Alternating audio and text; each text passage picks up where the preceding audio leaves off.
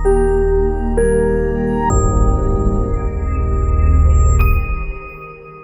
everyone. Today we'll discuss about what are the reasons for jaundice and why you get jaundice and is there any remedies for jaundice we'll discuss today. See, jaundice రావడానికి చాలా reasons ఉంటాయండి. So ముఖ్యంగా అసలు తెలుగులో చూసినట్టయితే మనం కొంతమందికి కామెర్లు అంటాం, లేదంటే పచ్చ కామెర్లు అని. అండ్ కొంతమంది ఏంటంటే కళ్ళు ఎల్లో కలర్లో మారాయని చెప్పేసి, హ్యాండ్స్, చేతులు అండ్ యూరిన్ కలర్ ఎల్లో వచ్చిందని మనకు రెగ్యులర్గా గ్యాస్ట్రోఇంటెస్టినల్ ఓపీడీకి చూస్తుంటాం. సో జాండీస్ రావడానికి కారణాలు ఏమేమి ఉంటాయి?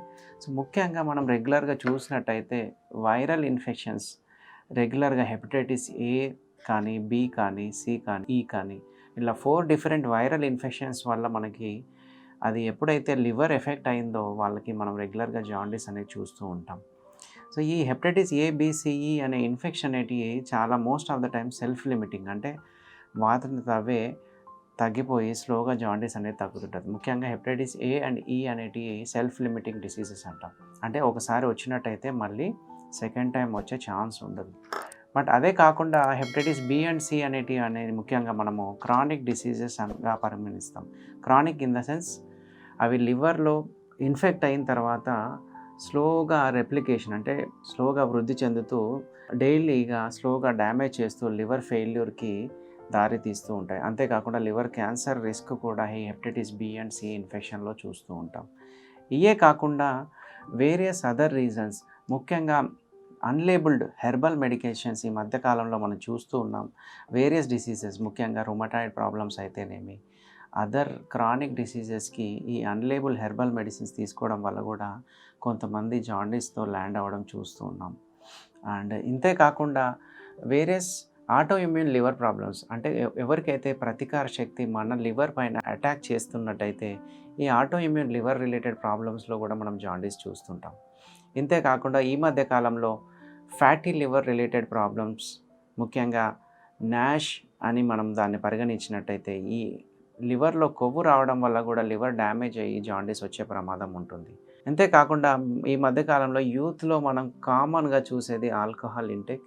ఈ ఆల్కహాల్ ఇంటేక్, బింజ్ ఇంటేక్, అంటే ఓవర్ ఏ షార్ట్ పీరియడ్లో మన హెవీ అమౌంట్ ఆఫ్ ఆల్కహాల్ తీసుకున్నట్టయితే సడన్గా లివర్ డ్యామేజ్ అయ్యి సివియర్ జాండీస్తో కొంతమంది ల్యాండ్ అవుతూ ఉంటారు.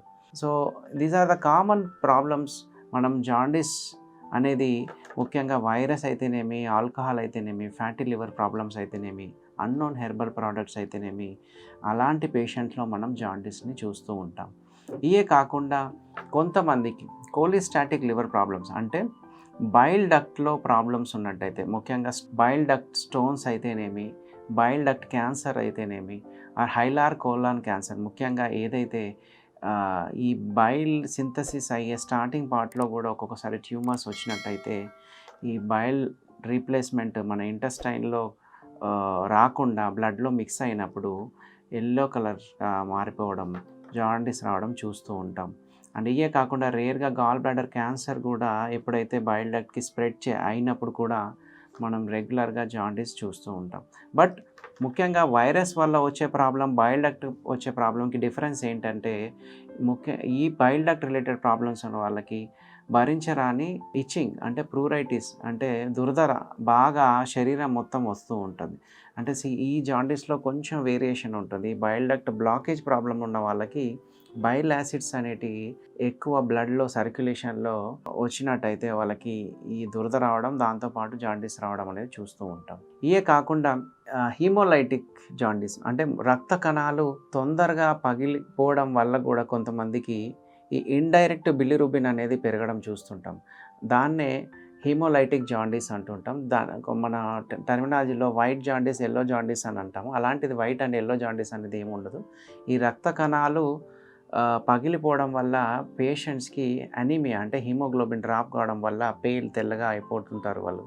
అలాంటి పేషెంట్స్ని ఈ ఇండైరెక్ట్ బిలిరుబిన్ ఎక్కువ చూసినట్టయితే వాళ్ళని హీమోలైటిక్ జాండీస్గా పరిగణించబడతాం. సో ఫ్రెండ్స్, ఎవరికైనా జాండీస్ వచ్చినట్టయితే సెల్ఫ్ మెడికేషన్స్ అయితేనేమి, అన్నోన్ హెర్బల్ మెడికేషన్స్ అయితేనేమి, అన్లేబుల్డ్ ప్రోడక్ట్స్ ఏమైనా తీసుకొని అన్నింటికి జాండీస్కి ఒకటే ట్రీట్మెంట్ అని చెప్పడం తప్పండి.